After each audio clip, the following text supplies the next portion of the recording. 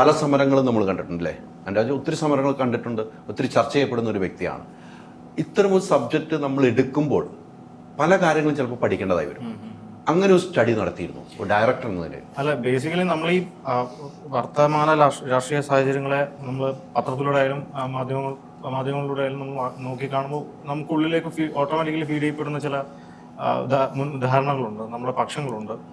നമുക്ക് ആ നീതിയോട്, ഏത് നീതിയോട് ചേർന്ന് നിൽക്കണം എന്നുള്ള ഒരു മനുഷ്യൻ എന്ന നിലക്ക് നമുക്കുണ്ടാകുന്ന ചില രാഷ്ട്രീയ ബോധ്യങ്ങളുണ്ട്.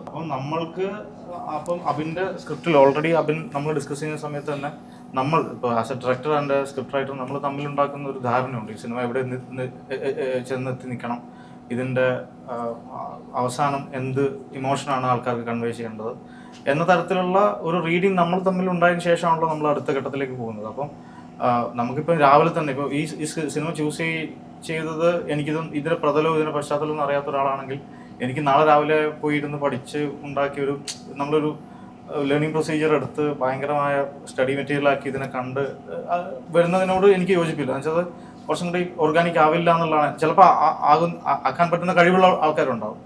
പക്ഷേ എനിക്കറിയാത്ത മേഖലയിലുള്ള സിനിമകൾ ഞാൻ ചെയ്യില്ല. ഇപ്പം IT മേഖലയായിട്ട് ബന്ധപ്പെട്ടൊരു സിനിമ പറയുകയാണെങ്കിൽ എനിക്കതിനെ പറ്റി വലിയ ധാരണകളില്ലാത്തതുകൊണ്ട് എനിക്കത് പഠിക്കാൻ റിസർച്ച് ചെയ്യാൻ എനിക്ക് താല്പര്യമില്ല. എന്ന് വെച്ചാൽ ഞാൻ ചെയ്താൽ ശരിയാവില്ല. അപ്പം എനിക്കറിയുന്ന എൻ്റെ പരിസരത്തുള്ള ജീവിതങ്ങളെ സിനിമയാക്കുക, നമ്മളോട് ചേർന്ന് നിൽക്കുന്ന കഥാപാത്രങ്ങളെ പറഞ്ഞു കൊടുക്കുക, അത് ആർട്ടിസ്റ്റിനടുത്ത് കമ്മ്യൂണിക്കേറ്റ് ചെയ്ത് അത് കഥാപാത്രങ്ങളാക്കി സിനിമ ചെയ്യുക എന്ന തരത്തിലാണ് ഞാൻ എപ്പോഴും നോക്കാറ്. അല്ലാതെ കൂടുതൽ റിസർച്ച് ചെയ്യപ്പെട്ടിട്ട് ഒരു സിനിമ ചെയ്യാൻ ആ ഘട്ടത്തോട് എനിക്ക് വിയോജിപ്പാണുള്ളത്. ഒരു മാധ്യമപ്രവർത്തനായിരുന്നു, മാധ്യമപ്രവർത്തന മേഖലയിൽ നല്ല രീതിക്ക് പ്രവർത്തിച്ചൊരു വ്യക്തി തന്നെയാണ് താങ്കൾ. നമുക്കറിയാം, നമ്മൾ നേരിട്ട് കണ്ടിട്ടുണ്ട്, പരിചയപ്പെട്ടിട്ടുണ്ട്. പക്ഷേ ഈ ഒരു സംഭവം ഞാൻ വീണ്ടും എനിക്ക് നിങ്ങളെന്തായാലും ഈ സിനിമയായിട്ടാണ് കാണുള്ളൂ എന്ന് എനിക്കറിയാം. സിനിമ അല്ലാതെ വേറെ ഒന്നും പറയാനും നിങ്ങൾ പറയാൻ ഞാൻ എങ്ങനെ ചോദിച്ചാലും തയ്യാറാവില്ല. 2001 കുടിൽകെട്ടി സമരം, സെക്രട്ടേറിയറ്റ് മുമ്പിൽ കുടിൽകെട്ടി സമരത്തിൽ തുടങ്ങിയ ആദിവാസികളുടെ പോരാട്ടമാണ് അല്ലേ. 2003 AK ആൻ്റണി ഇടുക്കിയിൽ വന്ന് ഇവർക്ക് ഭൂമി പ്രഖ്യാപനം നടത്തുന്നു, വലിയ ആഘോഷമാക്കിയ ഒരു പ്രസ്ഥാനം നടത്തുന്നു. അതിനിടയ്ക്ക് മുത്തങ്ങ സംഭവങ്ങൾ വരുന്നു, ആളറം ഫാമിലെ സംഭവങ്ങൾ, അങ്ങനെ ഒത്തിരി നിരവധി സംഭവങ്ങൾ വരുന്നു. ആ രാഷ്ട്രീയത്തിൻ്റെ ഒരു കളികളുണ്ട്, രാഷ്ട്രീയം മാറി വരുന്ന ഭരണങ്ങളിലെ ഒരു കളികൾ വരുന്നുണ്ട്. അത്തരമൊരു രാഷ്ട്രീയവും ഇതിൽ പറഞ്ഞു വെക്കുന്നുണ്ടോ? അത്തരമൊരു രാഷ്ട്രീയ കഥാപാത്രങ്ങൾ ഈ സിനിമയിലുണ്ട്. അതായത് രാഷ്ട്രീയം എന്ന് വെച്ചാൽ പാർട്ടികളുടെ രാഷ്ട്രീയം ഇല്ല, കക്ഷി രാഷ്ട്രീയത്തിൻ്റെ കളികളും ആ ഡൈനാമിക്സ് നമ്മൾ പിടിച്ചിട്ടില്ല. ഇത് നമ്മുടെ ഒരു കഥയുടെ ഭൂമിക അതല്ല, കഥാപാത്രങ്ങൾ പോകുന്ന ഒരു വഴി അതല്ല, ഇതിൻ്റെ ഒരു കഥയും അതല്ല. പക്ഷേ ഈ സിനിമ പൊളിറ്റിക്കലാണ്. അതിൻ്റെ കാരണം നമ്മൾ ഈ ഒരു ക്യാരക്ടർ ചെന്ന് നിൽക്കുന്ന ഒരു സ്ഥലം എന്ന് പറയുന്നത് ഒരു പൊളിറ്റിക്കൽ കോൺഫ്ലിക്റ്റ് നടക്കുന്ന സ്ഥലത്താണ്.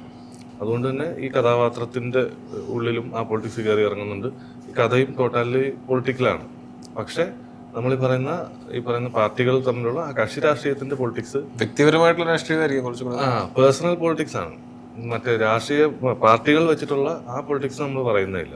അത് ഈ കഥയുമായിട്ട് ബന്ധമില്ല. അതിന് ഈ കഥയുമായിട്ട് ബന്ധം വരില്ല. അങ്ങനത്തെ ഒരു വ്യക്തിപരമായ രാഷ്ട്രീയങ്ങൾ. രാഷ്ട്രീയക്കാരുണ്ട്, വ്യക്തിപരമായിട്ടുള്ള രാഷ്ട്രീയമാണ് അതിനകത്ത്. ആ ഡൈനാമിക്സ് നിങ്ങൾ ഉദ്ദേശിച്ച പോലത്തുള്ള ഡൈനാമിക്സ് ഇതിലില്ല, അതിനകത്തൊന്നുമില്ല. കാണട്ടെ എന്തായാലും. കുറച്ചുകൂടി വൈഡായിട്ട് പറഞ്ഞ ഇപ്പൊ പൊളിറ്റിക്കൽ പാർട്ടിയിലുള്ള ആൾക്കാർക്ക് തന്നെ വ്യക്തിപരമായ പൊളിറ്റിക്സും താല്പര്യങ്ങളും ഉണ്ടാവും. തീർച്ചയായിട്ടും അത് ചിലപ്പോൾ ബയാസ്ഡ് ആവും. അത് അധികാരമുള്ള ഒരാളാണെങ്കിൽ ആ ബയാസ്ഡ് ആയിട്ടുള്ള ആ അധികാരത്തെ അയാൾ എന്തിനാണ് യൂസ് ചെയ്യുന്നത് എന്നുള്ളത് ഭയങ്കര കാണാൻ നമുക്ക് ഹൃദയഭേദകമായ കാഴ്ചകളൊക്കെ ചിലപ്പോൾ നമുക്ക് സമ്മാനിക്കും. ഒരാൾ ആ മൊമെന്റിൽ അയാൾക്കുണ്ട് ആ അധികാരം വെച്ച് അയാൾ ആ മൊമെന്റിൽ ഉണ്ടാക്കുന്ന ഒരു ഇൻസ്റ്റന്റ് ആക്ഷൻ, അത് ചിലപ്പോൾ ഭയങ്കരമായ വേദനകളും ചോരയും രക്തച്ചൊരിച്ചിലൊക്കെ ഉണ്ടാക്കും. നമ്മൾ കണ്ടതാണ്. കേരളത്തിൽ വളരെ ചുരുക്കം വെടിവെപ്പുകൾ നടന്നിട്ടുള്ളൂ. നമ്മൾ ഈ മുത്തങ്ങ എന്ന് പറയുമ്പോൾ നമുക്ക് മറ്റു വെടിവെപ്പുകളെ കുറിച്ച് ആലോചിച്ചാൽ ഭീമാപ്പള്ളി, കൂത്തുറമ്പ് വെടിവെപ്പിനാണ്, ചീമയിൽ ഉണ്ടായിരുന്ന പച്ചയ്ക്ക് മനുഷ്യരെ കത്തിച്ച് പറഞ്ഞ വിഷയങ്ങൾ ആലോചിക്കാം. ചന്ദ്രൻതോപ്പ്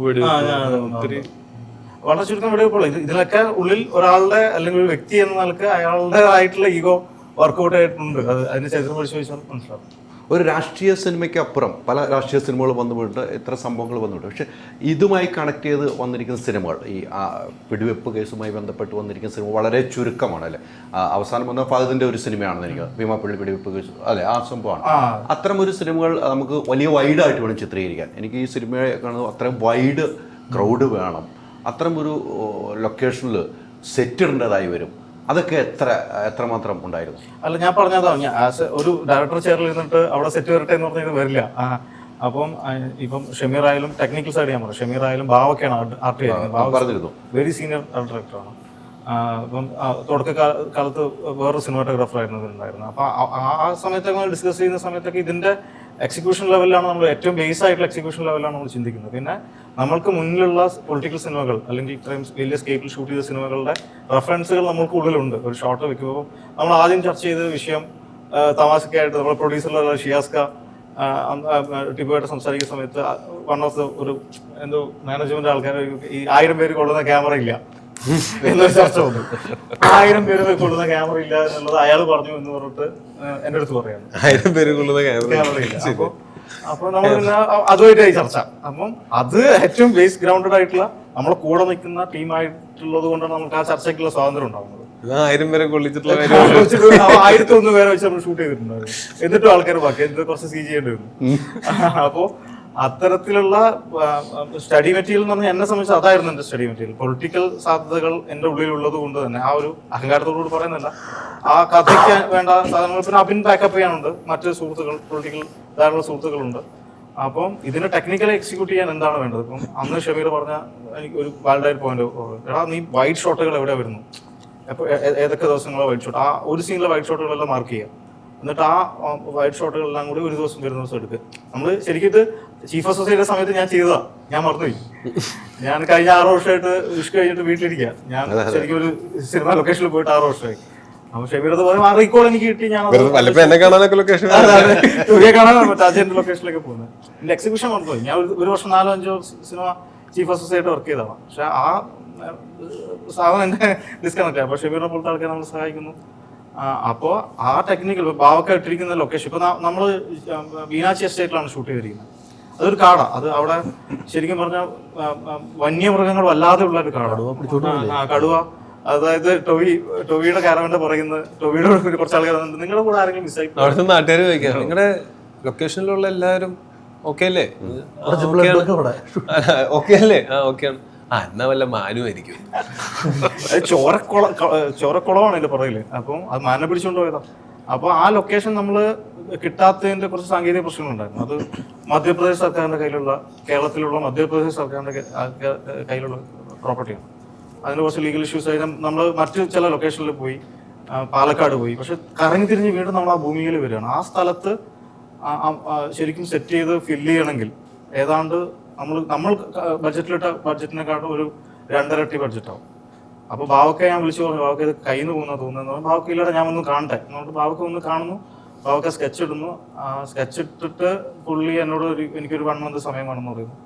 ഞാനപ്പോൾ എൻ്റെ പ്രീ പ്രൊഡക്ഷൻ പണികളൊക്കെ ചെയ്ത് തിരിച്ചെത്തുമ്പോൾ ആ പ്രദേശം മുഴുവൻ ആ ഫില്ലായ തരത്തിലുള്ളൊരു സെറ്റ് വർക്ക്സ് പുള്ളി കംപ്ലീറ്റ് ചെയ്തിരിക്കുന്നു. അപ്പോൾ അത്തരത്തിലുള്ള എല്ലാവരുടെയും മനസ്സിൽ കണ്ട പോലെ തന്നെയുള്ളൊരു പ്രദേശമായിട്ട് അൾട്രാ മോഡേൺ കിച്ചൺ ഡിവൈസസ്. ഒരു കിച്ചണിൽ വേണ്ട എല്ലാ ലേറ്റസ്റ്റ് ബ്രാൻഡുകളും ഇവിടെയുണ്ട്. ലോകോത്തര ബ്രാൻഡുകൾ, original products, wide range. MyG future. WhatsApp വഴി ഇംഗ്ലീഷ് പഠിക്കാൻ ഇംഗ്ലീഷ് കഫേ ഉള്ളപ്പോൾ ഇംഗ്ലീഷ് ഒരു വിഷയമേ അല്ല. English cafe, we present you the perfect English. WhatsApp now 9633 888 575.